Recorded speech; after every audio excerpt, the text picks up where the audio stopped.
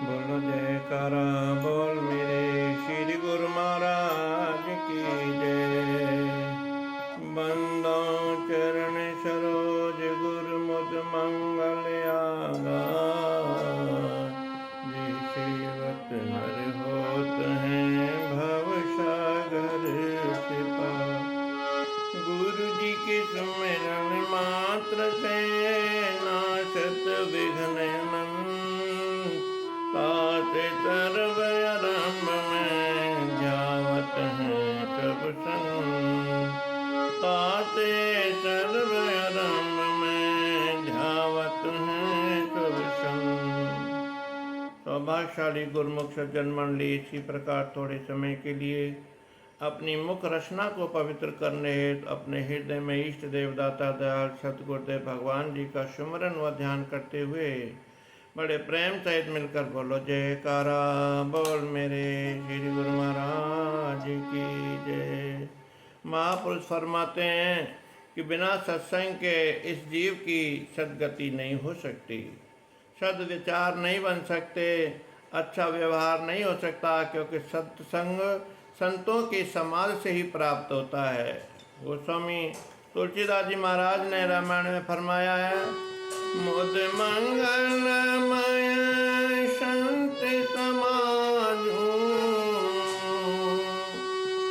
मुद मंगलमय संत समाजू।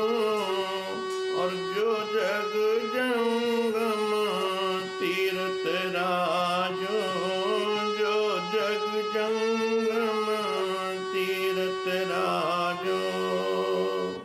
फरमाते हैं कि संतों का जो समाज है वो आनंद प्रदान करने वाला है, मंगलमय खुशियाँ मिलती हैं और कल्याणकारी होता है। क्योंकि संतों के साथ अगर हम रहेंगे तो हमारे जीवन में कल्याण ही कल्याण होगा।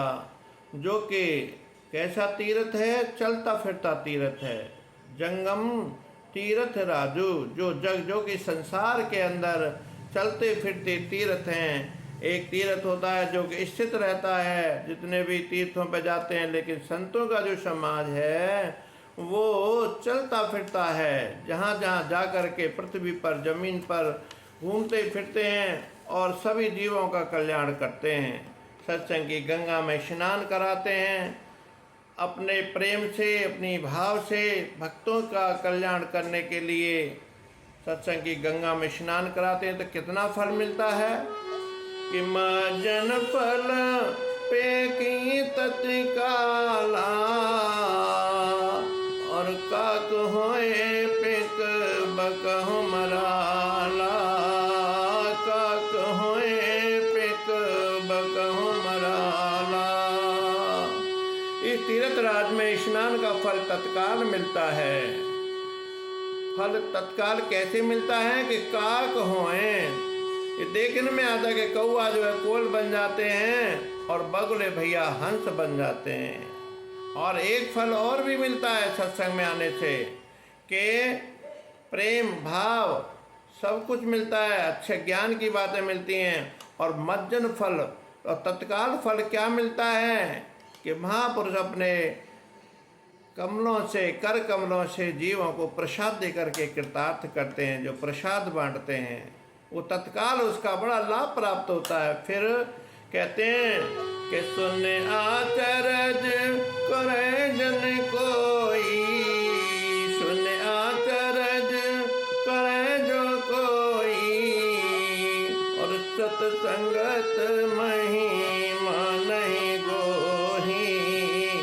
सत्संगत महिमा नहीं गोही। ये अचरज की बात नहीं है। अगर कोई सुन करके आश्चर्य करता है कि ऐसा कैसा हो जा, तो भैया सत्संगति संतों की संगति के बिना उसकी महिमा इतनी अपरंपार है कि वो भव सागर से पार सहज ही हो जाता है। ये सुन करके कोई आश्चर्य ना करे, क्योंकि सत्संग की महिमा छिपी हुई नहीं है किसी से भी। जितने भी शास्त्रों में पढ़ो देखो दृष्टांत हैं। संत इतने इतने अच्छे हमको विचार और भावों से उद्गत कराते हैं कि उल्टा जीव जो है ना, जो गलत रास्ते पर चला होता है वो सत्य रास्ते पर आ जाता है। कैसे कहा कि सत सुधरे सत्संगत पाए, सत सुधरे सत्संगत पाए, और पारस परस को धात सुहाई, पारस परस को धात सुहाई। सट कहते हैं मूर्ख, अर्थात सत्संग में मूर्ख आकर के भी जब महापुरुषों की संगति करते हैं तो वो भी सुधर जाते हैं। कैसे सुधर जाते हैं भैया? ऐसे कि पारस परस, पारस जो मणि है अगर उसको लोहे से टच कर दिया जाए, छुआ दिया जाए, तो पारस जो है उस लोहे को सोना बना देता है। लेकिन संत महापुरुष तो इतने दयालु हैं, इतने कृपालु हैं कि वो सठ से सठ जीव को, मूर्ख से मूर्ख जीव को अपना जैसा बना देते हैं। ये संत महापुरुषों की कितनी बड़ी कृपा है। ये कृष्ण भगवान भी हमको गीता में यही समझाते हैं, यथा एधांसी समुद्यो अग्नि भस्म सात कुरुते अर्जुन, ज्ञानाग्नि सर्वकर्माणि भस्म सात कुरुते तथा। कृष्ण भगवान कहते हैं अर्जुन से, हे अर्जुन, जिस प्रकार प्रज्वलित जली हुई अग्नि में ईंधन को भस्म कर देती है, ठीक उसी प्रकार से ज्ञान रूपी अग्नि संपूर्ण कर्मों को भस्म कर देती है।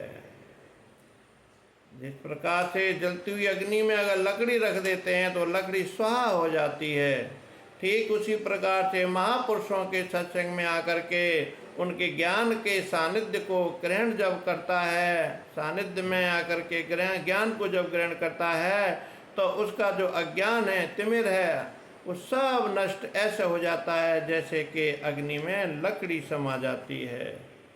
ये किसकी कृपा है? ये केवल सत्संग की ही कृपा है। ये महापुरुष यही फरमाते हैं कि संत कृपा सुख उपजय, संत कृपा सरे काम, संत कृपा से पाइए पूर्ण पुरुषोत्तम धाम। संत की बिना कृपा के भगवान की प्राप्ति नहीं होती, ये बात बिल्कुल सच्ची है। और बिना भगवान की कृपा के भी संत नहीं मिलते। ये बड़ी बहुत ऊंची और गहरी बात है। इसीलिए प्रेमियों, हम बड़े ऊंचे भागों वाले हैं जो कि हमें इतना ऊंचा दरबार, सच्चा दरबार, इतने सतगुरुदेव भगवान की शरण मिली हुई है, तो हम उनकी श्री आज्ञा में रह करके अपने जीवन को सुधारें और महापुरुषों की प्रसन्नता को हासिल करें, ताकि हमारा ये लोक और परलोक दोनों ही सुहेला हों। बोलो जयकारा बोल मेरे श्री गुरु महाराज की जय।